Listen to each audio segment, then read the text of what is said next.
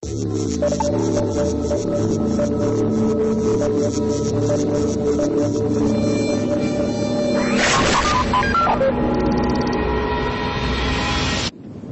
to a special edition of In Context. When it comes to energy, Russia and Ukraine are in a vicious cycle. At the end of each year, they must renegotiate a gas agreement. What should merely be a commercial dispute turns into political deadlock.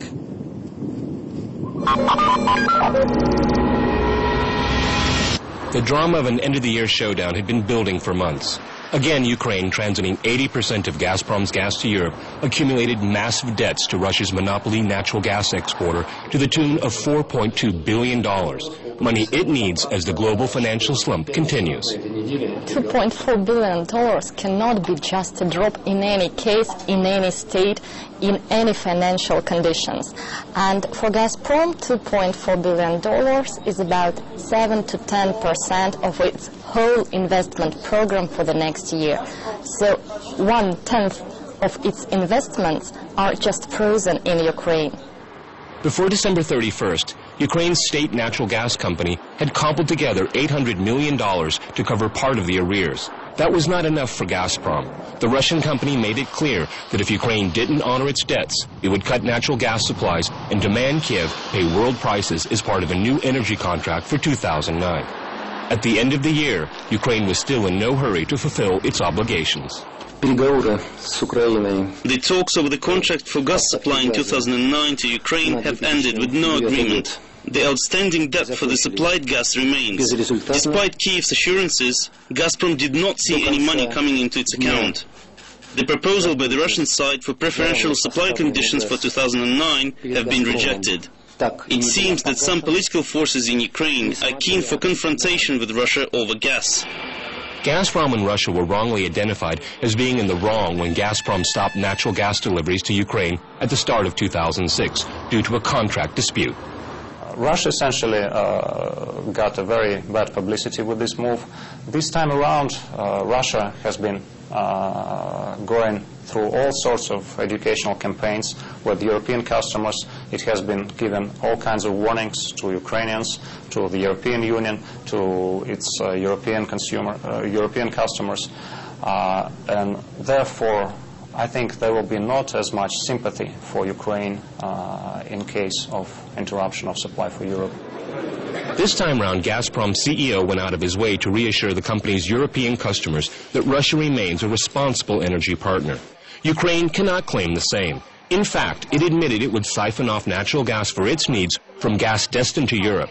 For a country with such grand ambitions, many found this simply astonishing. It is interesting, though, from a political standpoint, to see that there's been some talk of siphoning off gas that's destined for Western Europe at the same time that this particular country is talking about joining the EU and joining NATO. It's a bit confusing, frankly, to most of my colleagues in London and in Paris, is why someone who wants to join NATO, perhaps, or the EU, would be siphoning gas from its fellow EU members.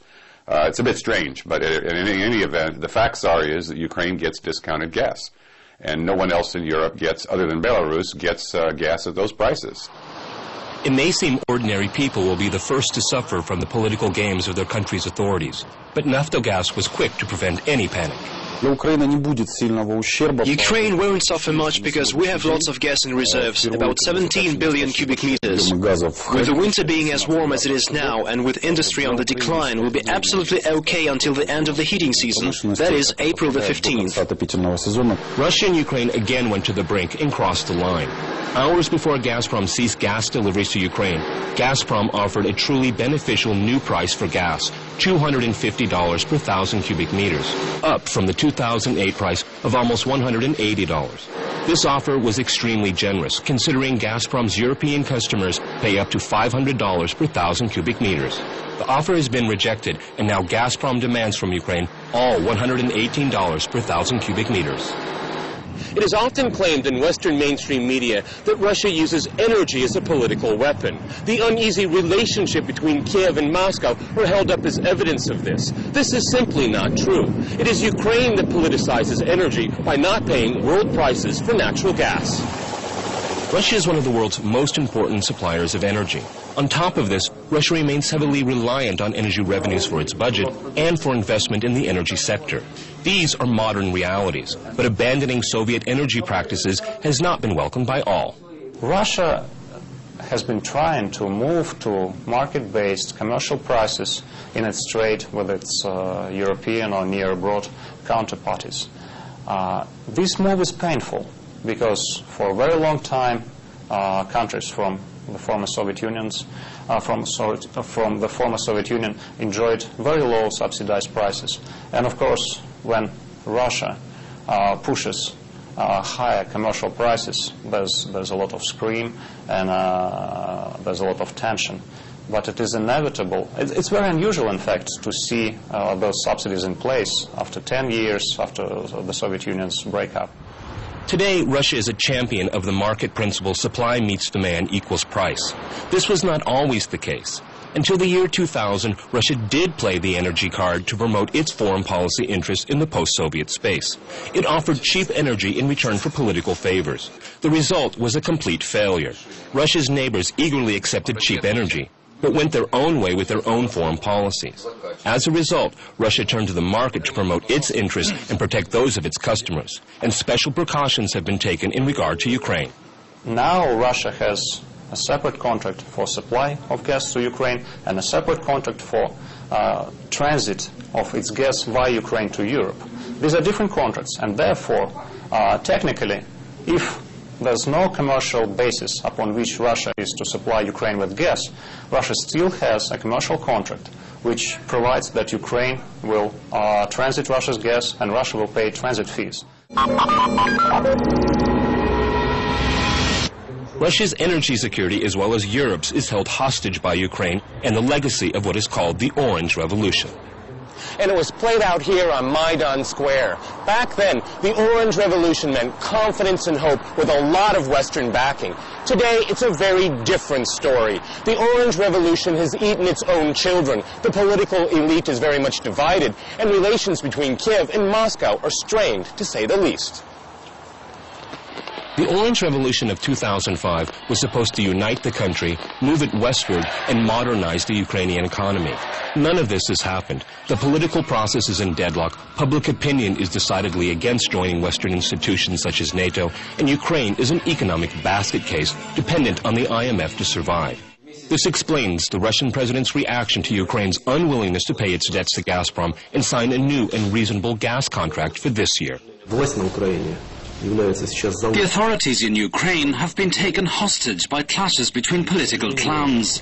Because of this, the interests of European consumers are being sacrificed to current political developments.